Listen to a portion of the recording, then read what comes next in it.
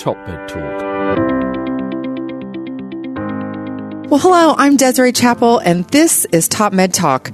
We are coming to you from the American Association of Nurse Anaesthetists 2019 Annual Congress in Chicago, Illinois. The AANA 2019 is a gathering of over 3,000 certified registered nurse anesthetists, or CRNAs, for the largest networking and educational event in nurse anesthesia. Now, over the course of the next 3 days, Top Med Talk is going to be sitting down with presenters, AANA leadership, and delegates to discuss hot topics in the CRNA community and anesthesia practice in general. And as always, I'm joined by Editor-in-Chief of Top Med Talk, Monty Mythen. Hello, Monty. Hey, Desiree. Great to be here. Yeah. Back in Chicago, That's one of my favorite cities. We were here earlier in the year, weren't we? We were, for the Society of Cardiovascular Anesthesiology. Yeah, it's wonderful. The home of the infamous Dr. Sol Aronson. That's right. Yeah, he's just joined us in the room. He has joined us in the room. Hopefully we'll get Sol on later today on Top Med Talk. But this morning, we are going to be starting out over the course of the next 3 days. Like I said, we're going to be talking about hot topics and very appropriate topics, specifically within the CRNA community, but also anesthesia practice in general. And our topic for discussion this morning is caring for the transgender patient. And we had the privilege to sit down with a member of the AANA's Diversity and Inclusion Committee, Jose Castillo. Now, Jose authored a two-part series recently in the AANA News Bulletin, Caring for the Transgender Patient. Jose, thank you so much for joining us this morning. Good morning, Desiree. Thank you for having me and getting this word out for everyone so that we can talk about a topic that's always been pushed under the rug. Yeah, absolutely, it has. When we saw the topic, I kind of at first wasn't for sure what we were going to be discussing, and then I read your articles and saw that it was really how we as anesthesia providers can be more sensitive to the topic of taking care of the transgender patient within the scope of perioperative care. So, Jose, just give us a little bit about your background, where you're from, what you're doing right now in your own personal practice. Yeah, I am a full-time assistant professor at Texas Wesleyan University, but I still live in Naples, Florida, and I practice clinically there also. I have been involved with the AANA for the past, since 2005 when I started. I got enthralled with everything that they're doing, and I absolutely love anesthesia. But the reason I came into the topic of the transgender is because our little town of Naples, Florida is a little bit sheltered from the world. Mm-hmm. I don't know, but in the past 12 years of my practice, I only came across 3 transgender individuals, and it was a challenge, and it was kind of disheartening to see people talk and whisper, and I thought that we can do better. Yeah. As anesthesia providers, we should not look at people regarding of their choices and their beliefs and their actions about themselves, but we need to treat the individual that is in front of us. And that's what sparked this interest. And then when I got more involved with the AANA Diversity and Inclusion Committee, that's when I'm like, we need to do more. We need to present this topic. We need to expand our horizon. We need to educate our providers so that all of us will be on the same page with best practices for the care of transgender patients. Yeah, it definitely is. In practice now, we're seeing that transgender patients a lot more, not necessarily just for having surgery themselves in their transformation, but also just taking care of patients on a routine basis. And and you can see those patients all over the country. So, Monty, you've had a little bit of experience. Well, where I work in the United Kingdom at University College London is one of the major andrology centres in the United Kingdom. So colleagues I work with have been doing gender reassignment surgery and all of the support services that go with that for decades now. So we are very familiar with caring for transgender people, both through the transition from one sex to another, but also after that. And as a result of that, also, we attract quite a lot of transgender members of staff because we've been there for a long time. They're very comfortable working with us. But when we were preparing for this last night, I discussed the fact that gender reassignment is a mainstream treatment that's available on the National Health Service. So our National Health Service has made a decision a good time ago now to say that as this is a condition, when you badge it as a disease, that makes it sound as though it's a problem in some way, but it's not. It's a condition. It's not a lifestyle choice, and therefore to provide appropriate services to allow people to make transition from their physical appearance to their emotional and hormonal state is mainstream treatment. Yeah. So, Jose, can you start us off and just give us a little bit of background about maybe how, the percentage of patients that we're taking care of now? Do you have that information? Yeah, I have a little bit of demographic information, but this is available from 2018. This is from Newport. Like in 2012, there are 3.5% of American adults who self-identified as transgender. And then in 2016, there were 4.1%, and in 2017, it's 4.5%. The World Professional Association for Transgender Health also published their standards of care in 2017, and they have identified 1.4 million Americans who are transgender. So they are individuals, members of the LGBTQIA community that is around us and that would need care not only for sex reassignment surgery and what I have encountered for endoscopies, EGDs, colonoscopies, appendectomies. They need to see their primary care providers and other clinicians. They need to go to their physical therapists, their occupational therapists. And the challenge lies not only with us, with anesthesia providers, it's all encompassing because of there's going to be mistrust, and some people get refused care and get marginalized and discriminated, so they don't go back. So that's a big issue outside of anesthesia. So I think that there are published articles out there about case scenarios and essays talking about like it needs to start from the security guard, the policy should trickle down to the secretary, having to use the appropriate pronouns and asking what kind of names that they prefer to be called all throughout their care. And to incorporate, again, another challenge also is with the software, with our electronic medical records, because right now I have heard of some published data that there are software out there that there are drop-down menus on either if they're in transition, where are they at, are they in a hormonal phase, are they on the sex reassignment surgery phase, or are they only just starting and they are just on the cross-dressing or the dressing part of what society conforms with the gender that they are identifying with. Now, Monty, I know, and we'll ask you in just one second, through the NHS, there are policies, there are some guidelines that are available through your National Healthcare Service. Before we do that, Jose, is there anything like that within the U.S.? I mean, is there any published guidelines from Medicare or Medicaid or any other societies? With the AANA, we are working on a white paper because the policies and procedures that are available are very sporadic. And even in my community hospital, there's no policy and procedure. I ask about with our nursing organization down there, and there is no set policy. So I think what my next step after the publication of the best practices would be to get those policies in place and get a template out there like a white paper and give it to the community for use. Yeah. But to answer your question, there's none. That's why we're trying to get everyone educated and be on the same page with best practices. I'm surprised there's no like ARN or any other nursing communities that have anything out there. No, there was a published article by Tolinch and colleagues in 2018 for perioperative care of transgender patient. And I believe this is with the Analgesia journal. Yes.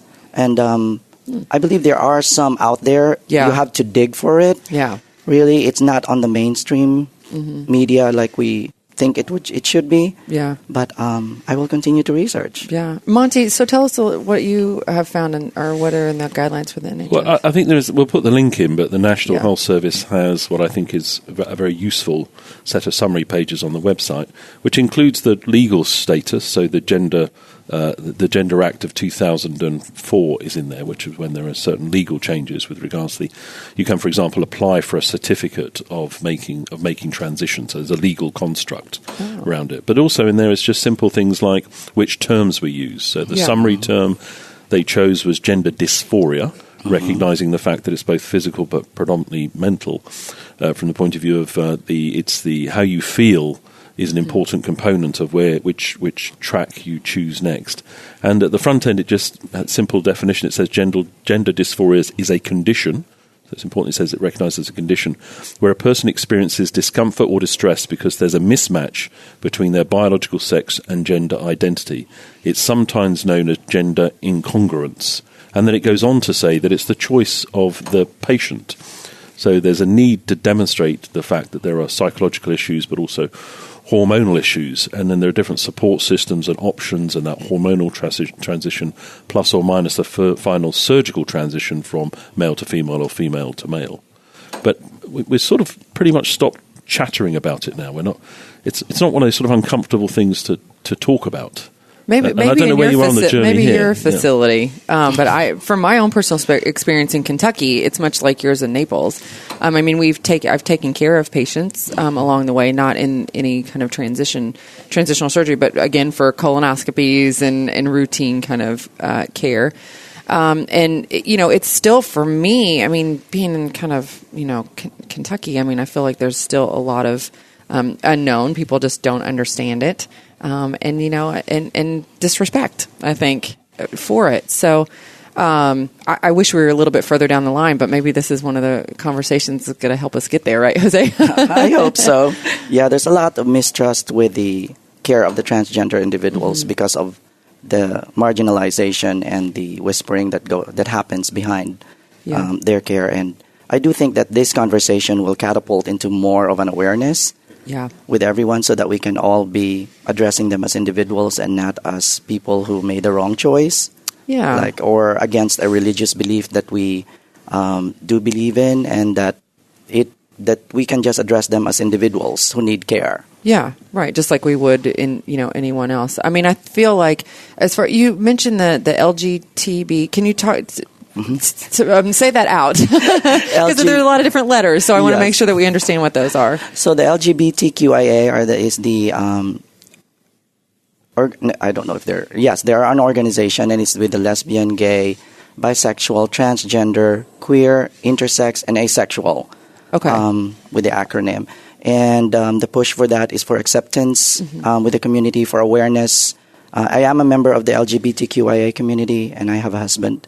And we have 2 kids, and I do think that sometimes we get the looks when we go to airports, and I'm daddy and he's papa. So I feel the marginalization, and just imagine that magnifying on a level with a transgender patient that looks halfway through the transition, or probably not even halfway with anything but close to just dressing the part of the gender identity that they are matching with their own self. So it's very sad, and the marginalization actually goes back down to like how willing are we to provide for care as clinical practitioners. Yeah. There is a study out there that I would like to mention. It was published in 2018. This was part of the articles that were embargoed, actually, and I was invited to. Oh, I know. It was interesting. It was my first time, and I'm like, I have to like Google what embargo means. I mean, I knew what it meant, but I'm like, why is the study? I'm like, because it was a very sensitive topic. Okay. So, but it was released in December of 2018, and it was done by Shires and colleagues. It is a study in a Midwest health system where 53% of the practitioners were surveyed and asked if they are willing to care for transgender patients. And 53% of them already do. But the biggest barriers that were tackled with this study is of lack of familiarity with transition care guidelines, lack of training in transition-specific care, these are all quoted, lack of exposure to transgender patients, and lack of knowledge about transgender with all personnel. So it's everything from like what I said earlier, like the security guard, going to the receptionist, going to the unit aide, and then the physical therapist throughout the continuum of care. So that in that is a suggestion, the fact that in the USA, legally, you're allowed to discriminate. Because in the UK now, it is illegal to discriminate. So you can't, as a carer, you can't express a choice to look after somebody or not. That's discrimination. And if you do pursue that, you'll be subject to the full force of the law, because it's a crime to discriminate. I don't know about the full force of the law, but I have seen people refuse based on their religious preference or what their beliefs are. And Are you allowed to not look after Catholics? Or No. I do. I say that as a Catholic. I was a Catholic too. I know. No, but I think I have worked with physicians and anesthesia providers that won't care for any surgery that is considered an abortion Yes. in that specific instance, even if it's something that is, Sterilization. sterilization procedures. Attempted suicide, even for our prisoners who are already on the row. Cubs fans? Yeah, But, right. I mean, what, But I think you are allowed to. I don't think you. You can refuse as long as there's alternative care provided. If there's no alternative care, then they have to seek care somewhere else. Yeah. And of course, you have to state your reason publicly. It's not because of, I don't really like this individual, because that would certainly be discrimination. Yeah. So that's why with the education process that what we're doing, I think the best thing to ask ourselves is not, are we going to be educated? But the real question is, are we ready to be educated? Because if we are not ready, there's no learning that's going to occur, and the proficiency and the competency level of all the providers across the board is not going to happen. They're just going to do whatever they want to do, and it's not going to trickle down. So the entire system that we usually need, not usually, all the time need a team to perform is going to be a little bit dysfunctional, and then the outcomes would be poorer, as opposed to if the entire team are on the same page, on board, and are educated, proficient, and competent, and are willing to be educated. So, in your articles, there are issues with regards to general education. In other words, we all need to be better informed about all of this. There are issues with regards to becoming more comfortable with saying to somebody, what would you like to be called? Do you now want to say he or she? But then there are specific issues related to where they are in the treatment pathway. So are there any specific, hormonal therapy issues that everyone should be more aware of? Well, perioperatively, there are published studies that say that there are no adverse events or outcomes that come with hormonal replacement therapy. But there are anecdotal evidence out there that other centers are using, like in Boston. They stopped androgen treatment for female-to-male therapy 2 weeks prior because they wake up like teenagers. So they got that same delirium, they got that. They want to punch you. Because of the testosterone. Yes. It's a little too much, so they want to wean it out or down so that when they wake up, it's good. The other aspect of care that is related to hormone would be the use of Sugamidex. If they still have the reproductive parts, they need to be advised, as sensitive the conversation is from female to male, that if they still have the reproductive parts, they need to cease from reproductive unproductive actions, because it is they might get pregnant. Yeah, if they're taken. What about any issues with estrogen or some of the female hormones with clotting and DVTs and things like that? It is published. Yes, They need to go with their usual protocol of prophylactic medicine with sub-Q heparin or Lovenox. Sorry, I'm using trademarks, trade names, and or sequential stockings. The same protocol that we use for everyone who are at high risk for venous thromboembolism intra-op. Okay. And then as far as some of the recommendations from your paper that you have for us as care providers and how we do take care of these patients and be sensitive to their needs, what are some top three of recommendations that you have for providers? I think we already do the number one with everyone. Like when I go to my patient, I introduce myself and then I ask them, what's your name? Of course, the two identifiers that we are required to do for proper identification of our patients, and then the birth date. And then I go back to their name. So I see that you have two names. Which one would you prefer? Because some of our colleagues, like I went with Delphin when I first came here in the United States in 2000. That's my second name. And I don't know why I did that, but then that was like a preferred name. Like everybody who I knew then, they call me Delphin. But all my life, I'm Jose. We need to just ask like their second name. Some people even do with their abbreviation. So we already do that. So it's number one when we care for any individual across the board. So at least that's going to be easier to do, because the transition is not going to be like, oh, I need to do this special thing for someone because that's what they want. Am I going to cater for them just because? Now, what am I going to do with the other sectors of our population? I'm going to cater for everyone, and that's going to be a topic for a different discussion. But I guess the answer is yes. Yeah. Yeah, that's true. And aside from that, the number two question would be, the number two thing that we really need to dive into is ourselves. What are our beliefs? I've been to CRNA and SRNA Facebook page, and there was a talk about pregnancy testing and what should they do. do they still have the parts? Is number one question. If they do, then they need to be tested. It is, we are liable. Yeah. But we need to figure out how to have that conversation with our patient in a sensitive way. Yes, definitely. Yeah. Respectful, sensitive. I always tell my patients, I'm sorry. I have seen patients that I have said like, oh, we can't do your procedure. I know you're 52 years old, but honey, you're pregnant. I mean, it doesn't. Shock. I know it came as a shock, and she's like, "There's no way," and I'm like, "Well, it is. It shows it. We can do the blood test to test it more." Yeah. But then, so that is one of the things that we need to be sensitive about, is to really dig deep, and how do we want to be treated as individual, which translates to the golden rule. Yeah. Right. How do you want to be? Is what we want to be treated by others. Yeah.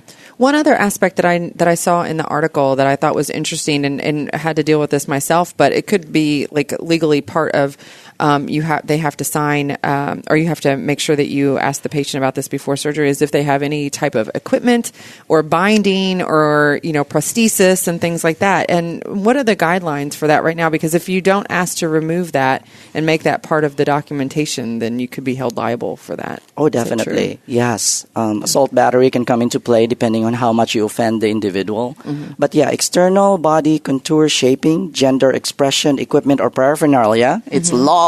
Yeah. Come in different shapes and forms. There's breast binding or padding, depending on what transition phase they're at, from male to female or female to male. There could be genital tucking. There's penile prosthesis also. Padding hips and buttocks can also be a few of the gender expression paraphernalia or equipment that they use. And it could be a challenge for us providers, because there could be open wounds or sores that are there that they could be hiding also. So I do think that we need to ask the question, as is, to tell them that we are doing this to provide you with the safest care. Because if I don't know, I would not be able to do the safest care for you as much as I can as your anesthesia provider. Yeah. So I just think that's a really important part. Well, Jose, thank you so much for sitting down with us. We really appreciate it. It was a great conversation. I think this is really going to help open up more conversations to come about sensitive topics in general that we need to be talking about as healthcare providers, not just anesthesia providers. So we really appreciate you taking the time and sitting down with us. Sounds like we should do a mini-series on it. We should do a mini-series on it. There are a lot of different topics that we can talk about, especially in the diversity and inclusion aspect of healthcare in general. So hopefully we can have you again on the show. I would love to. Thank you, Desiree. Yeah, great to meet you. Thank you for your work. Thank you for this opportunity. We really appreciate it. Good luck with everything that you're doing. And if we can help you in any way, let us know. Thank you. All right. Cheers. Thanks for listening. Top Med Talk. Nate Majerison here. Thanks for listening to Top Med Talk. Now, before we let you go, it's important that we remind you to subscribe to Top Med Talk. That way you'll never, ever miss another episode. Also, if we could encourage you to join us on social media, Twitter, Facebook, LinkedIn, YouTube, pretty much every single social media platform, we're there. Join us. And finally, check out topmedtalk.com. If you go to our website, you can subscribe to email updates. That way we can always tell you where we're going to be, what we're going to be doing, and how you can join us. topmedtalk.com, and click on the section marked email updates. Finally, Top Med Talk is proud to act as the broadcasting arm of EBPOM, Evidence-Based Perioperative Medicine. We'd love you to find out more about them as well. ebpom.org is their website. That's ebpom.org. And if you go to ebpom.org/meetings, you can find out about some of the wonderful meetings that we attend and cover across the year here on Top Med Talk. That's ebpom.org/meetings.